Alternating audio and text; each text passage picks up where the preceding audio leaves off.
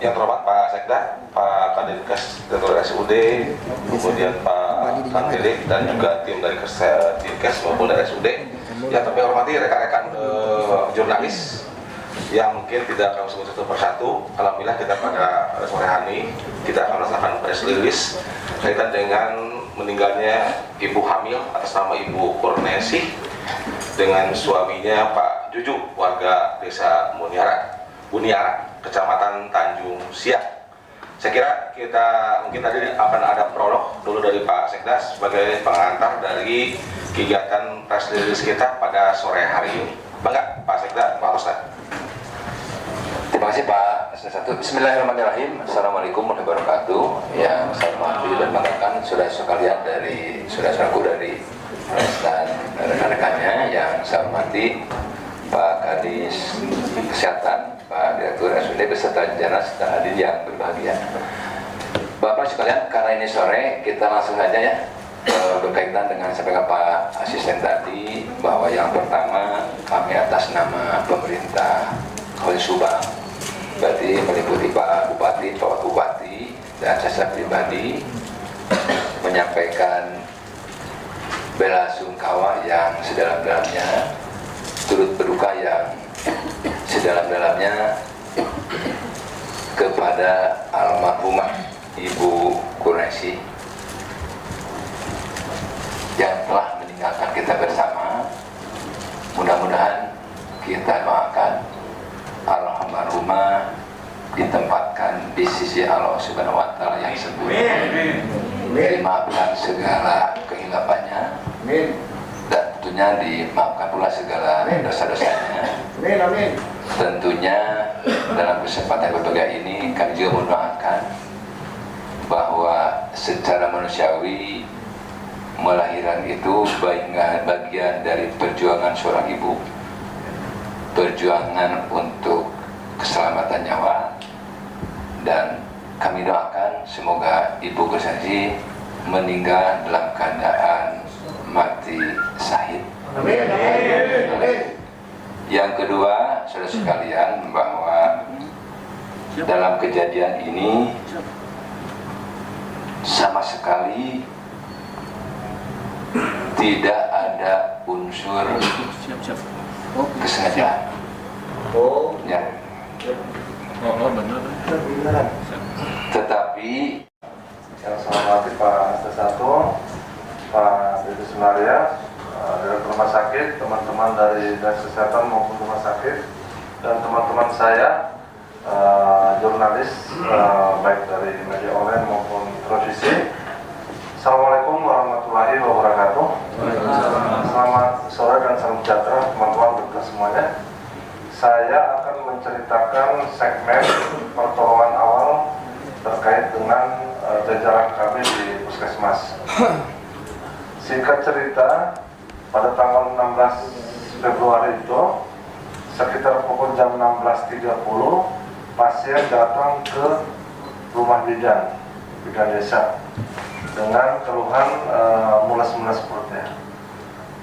Kebetulan bidan desa ini sedang piket di Puskesmas, sehingga ditelepon ada di Puskesmas, tapi bidan desa menjawab nanti dia akan kembali pulang ke rumah.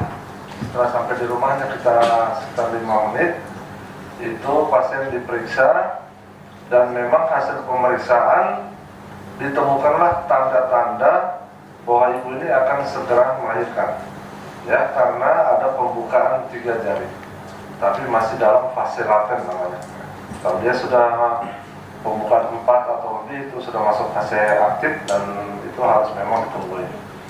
Nah, di sela-sela menunggu itu, pada sekitar jam 7 itu terjadi ibu ini muntah, pecah ketuban dan pingsan di rumah bidan desa. Melihat kondisi ini, bidan desa menelepon ambulan Puskesmas. Datanglah hanya sekitar 5 menit juga dijemput, berangkat ke Puskesmas. Kemudian di dalam perjalanan ibu ini muntah lagi, ya, tapi tidak pernah kejang, ya. Sampai di Puskesmas diperiksa oleh dokter jaga di sana dan dokternya hadir di sini.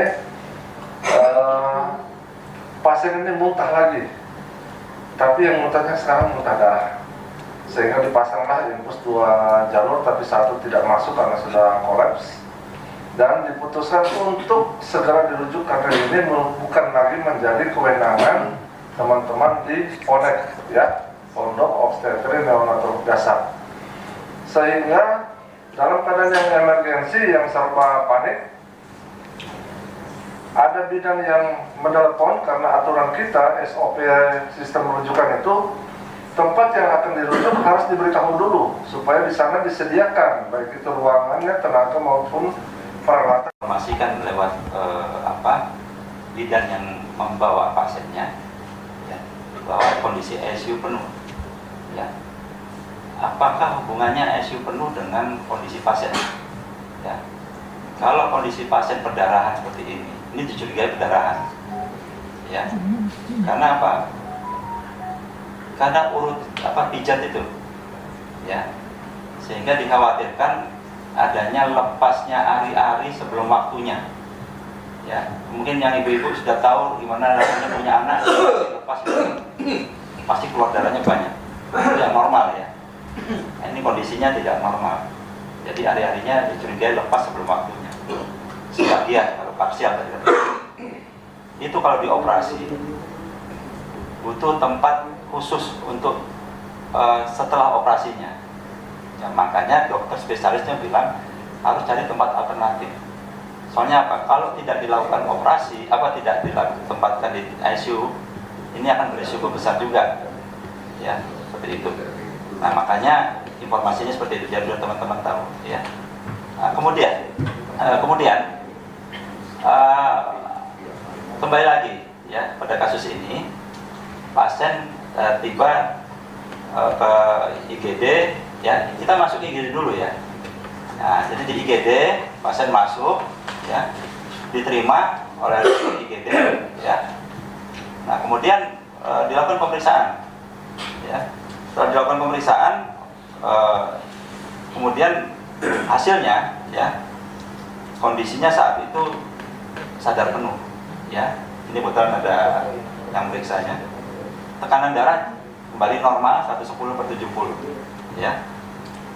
Kemudian denyut jantungnya 87 kali per menit, kondisi oksigennya 97%, bagus ya, suhunya 36,9. Artinya ya pasien ini sudah mulai membaik.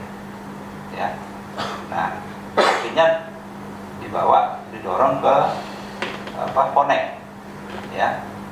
Di PONEK kaget.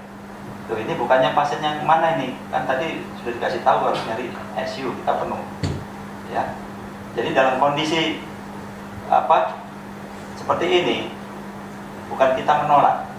Ya. Karena apa? Kalau dioperasi mau taruh di mana? Ya. Kalau ditanganinya nanti sampai kapan? Ya. Makanya sebetulnya pada dasar kita ya dalam sistem rujukan